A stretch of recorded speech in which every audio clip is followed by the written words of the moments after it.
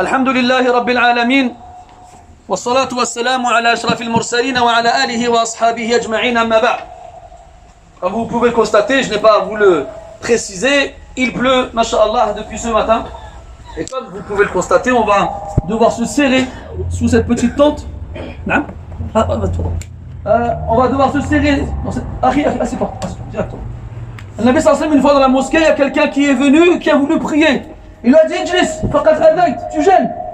Il n'y a pas d'endroit pour prier, les frères. Asseyez-vous directement. Asseyez-vous directement, barakallahu fikum. Surtout pas devant l'entrée, vous allez gêner les gens qui vont rentrer.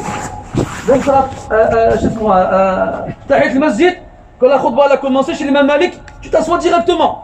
Même s'il pleut pas, même s'il y a de la place. C'est ce qu'on doit dire alors qu'il n'y a pas de place et quand il pleut.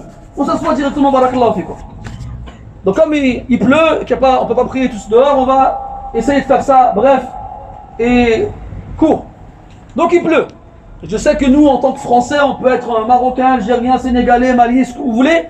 On est des Français. Dans quel sens? On se plaint pour tout et dans tout. Le matin, on ouvre la fenêtre, on voit il pleut. En mince, il pleut. Mais la pluie, qu'est-ce que c'est que la pluie? Allah Azza wa Jalla l'évoque dans le Coran, comme les Arabes la nomment, matar. En arabe, le matar, c'est la pluie. Lorsque le mot matar est évoqué dans le Coran, il vise essentiellement le châtiment.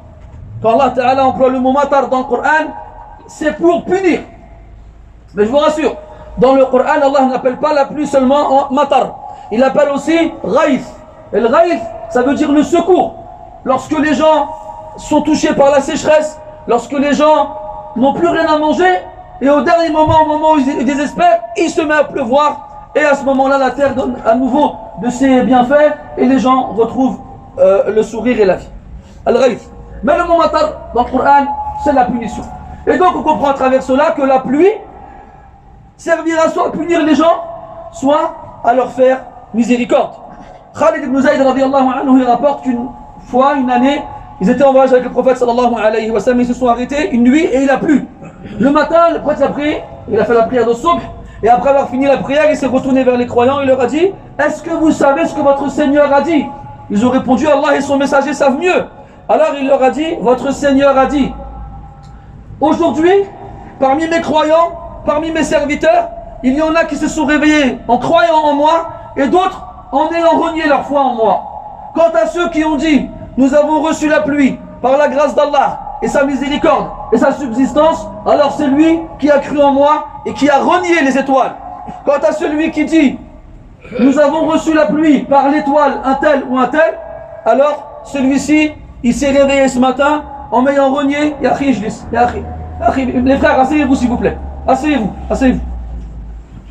Il a cru aux étoiles et il n'a pas cru en moi. Vous savez, en arabe on dit les étoiles min asma'i an-nujum an-naw. Et dans certaines régions au Maghreb, ils appellent la pluie naw. Et ça vient d'un i'tiqad fasid qadim. Ça vient d'une mauvaise croyance vieille.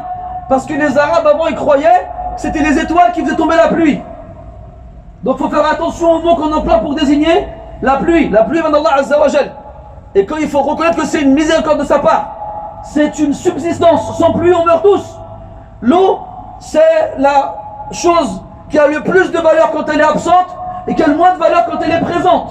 On s'en sert à profusion et on la gaspille, mais quand elle n'est plus là, on sait ce qu'elle vaut. Le prophète, quand il pleuvait, il ouvrait les boutons de sa chemise et il laissait la pluie toucher sa poitrine. Les sahaba disaient, pourquoi tu fais ça, ya Rasulallah? Il a dit, parce que la pluie, ça fait pas longtemps qu'elle a quitté son Seigneur.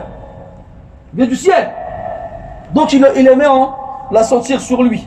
Donc la pluie, c'est une miséricorde. Le prophète aimait la sentir sur lui. Ce n'est pas seulement un problème ou un malheur ou un souci. Et donc il faut reconnaître les bienfaits d'Allah Azza wa Jalla sur soi-même et surtout le remercier parce qu'aujourd'hui ça nous gêne, il pleut, ça nous dérange, on doit sortir plutôt se serrer sous une tente, il a akhirihi. Mais peut-être que demain, quand il pleuvra plus, là on se rappellera de ces jours où il a beaucoup plu et on se dira si seulement il pouvait pleuvoir aujourd'hui. Donc remerciez Allah pour ses bienfaits et demandez-lui qu'il ne transforme pas ses bienfaits en punition. Et je finirai là-dessus, le prophète disait sallallahu alayhi wa sallam, Allahumma inni a'udhu bika min fuja'ati niqmatik wa tahawwuli afiyatik. Le prophète disait, ya Allah, je te demande protection contre ta vengeance qui vient subitement et la transformation de ton épargne. Tu nous épargnes et d'un coup, cette épargne se transforme en punition. نسأل الله تعالى بأسمائه الحسنى وصفاته العلى أن يجعلنا شاكرين لنعمه مثنين بها عليها قابليها ونسأله عز وجل أن يتمها علينا برحمته يا أرحم الراحمين. سبحانك اللهم وبحمدك أشهد أن لا إله إلا أنت نستغفرك ونتوب إليك وصلى الله على نبينا محمد وعلى آله وأصحابه أجمعين والحمد لله رب العالمين. وقوموا إلى صلاتكم رحمكم الله وتزاحموا داخل الخيمة. من لم يجد مكانا ليسجد فليسجد على ظهر أخيه كما قال عمر بن الخطاب رضي الله عنه. Serrez-vous au maximum, barakallahu fikum. Ceux qui ne trouvent pas de place pour se prosterner, qu'ils se prosternent sur le dos de son frère. Wa barakallahu fikum. Aqim as-salam.